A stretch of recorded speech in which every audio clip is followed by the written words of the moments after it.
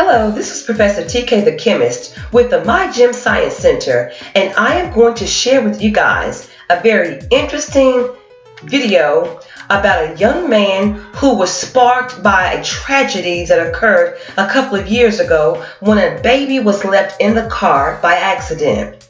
He wanted to come up with a creation that would prevent children from being left in the car to die. Take a look at this video clip and I'm going to come back and give. After seeing news coverage of a child dying in a hot car, 11-year-old Bishop Curry invented a device that can help save lives by altering parents when they've left their child in the car. And again, keep in mind, parents have so much on their minds, and I know that they don't always do this purposely. However, in some cases where they're rushing and it was not their time to take their child to school or to daycare, this device could actually save their life. Let's take a look. 11-year-old Bishop Curry has always loved to tinker. Sometimes I like taking things apart. Then something happened in his neighborhood that inspired him to do more. Child in a hot car for 4 He saw news hours. coverage about a baby dying in a hot car. I was like, this would be my one way shot to actually helping people. He came up to me with this drawing and explained to me his solution. He calls it Oasis. The device will either sit. A device that senses if a child is left in a car, alerting parents' phones, then police, while blowing cold air until help arrives. My thought was, why isn't this in stores now? Bishop's dad works for Toyota. The car manufacturer was so impressed, it sent them to Michigan for a safety conference. Bishop hasn't forgotten the loss that spurred his idea. He even met with the victim's family. They didn't want anything to happen like to any other families like that. Yeah. The community has donated more than $30,000 to help get a patent. I work for Bishop, so I filled all his emails, all of his telephone calls. I take him to his meetings with his attorney. He's like your assistant? And he's like my dad. Still a kid in so many ways. But as his dad says, maybe that's the point. People are donating towards a belief that the world can change through one child. One child with a big idea and an even bigger heart. Kristen Dahlgren, NBC News, McKinney, Texas. You know, it's stories like this that we need to capture all the time with our youth. You know, the problem I see is that it's not that we don't have enough youth doing the right thing. It's that the media is not covering those stories. So we, as a community, should get out here, find all of the positive stories we can find, and promote them. Yes, we need to promote them. And the more we promote, the more we can speak on behalf of our children. We should not leave it up to anybody else to do that. That's the purpose of YouTube. We can promote the stories that we see, capture, and shoot. There are so many stories that are circulating that we always, dwell on the bad, the negative. But there are so many kids out here doing the right thing. So when I watched this story, I was just really pleased to know that we do have kids who are thinking along STEM, science, technology, engineering, and math. Now, as you may or may not know, they've also changed the name, and they no longer, well, some people still call it STEM, but we also refer to it as STEAM education, and the A is for art. So, parents, if you have kids that are doing the right thing, that love science, go ahead and, try to tap into that inner genius. Yes, tap into that inner genius. There are so many children out here that want to do the right thing.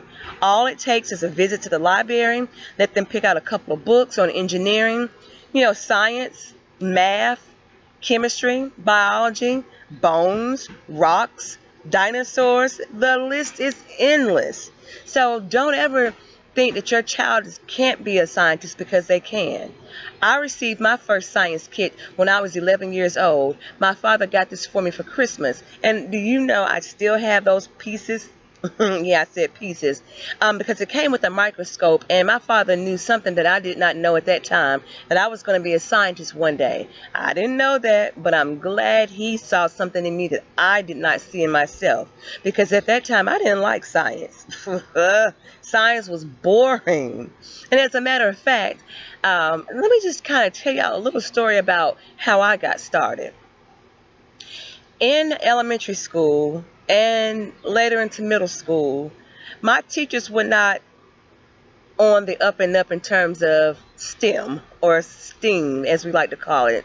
You know, they just gave us worksheets, and we did go on a field trip. And the one field trip that sticks out to me is the one in which you have to use a Vendegraph machine. Well, the guy that was doing the presentation did not pick children that looked like me. So you know what? I had a negative image in my mind. I thought maybe, it's something about my skin color. Maybe it's my hair. But as I would later learn, it wasn't about that, but it was more or less about the image he was wanting to exude based on the Vendegraph machine. And if you've never seen the Vendegraph machine before, here it is. Here's a picture of what it looks like. And as you can see, it makes your hair stick out. Now, for me, at that time, I had my little afro puffs. They weren't going to stick out. However, it worked well for children that had long hair. And at that time, again, having, naturally curly afro hair, it did not work. But it's okay, because now I have my own Vendegraph machine, and I don't have to depend on anybody to show me what it can do. Whenever I go out into the community, I share this machine with the kids, and I let them explore. I let them see what it looks like and see what it feels like.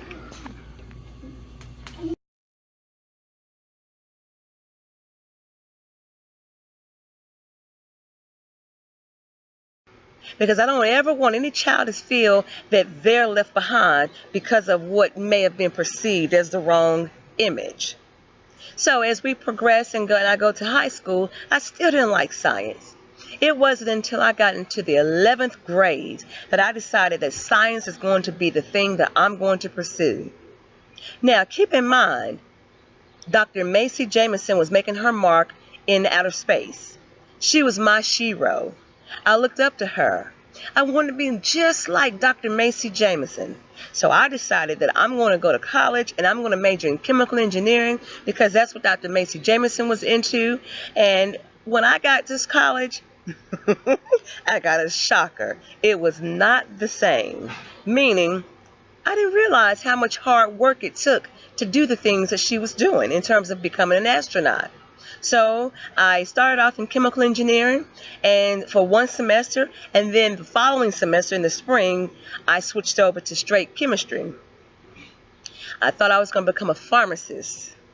Again, little did I know that wasn't what I wanted to do either. And as I go back into my memory bank, certain things began to come around me. I enjoyed teaching. I enjoyed mentoring. I loved participating in summer camps, working with children. At that time we had like upward bound programs. And so as a college student, I wanted to partake in that. And so I would go out and volunteer during the summertime working with the kids. And I actually, enjoyed that. I am so glad that I tapped back into my inner being. I knew when I was in second grade that I always wanted to be a teacher or a social worker. But it didn't dawn on me that years later that would come back. You know why I wanted to be like Dr. Macy Jameson? Because she was a positive role model, a positive black woman doing science. It was my high school chemistry teacher, Dr. Patricia LeGrand, who made chemistry look so easy. But little did I know, I needed to go back into what I really wanted to become, and that was someone who was going to help other people. And teachers do that.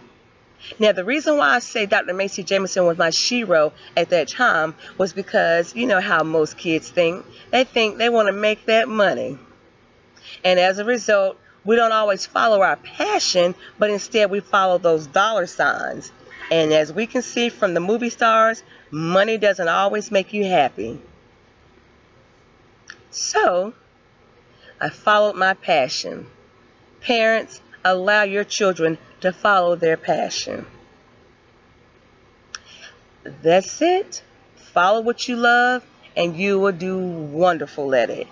You will be amazed at how much effort will go into your dreams. You will be surprised that it won't seem like work.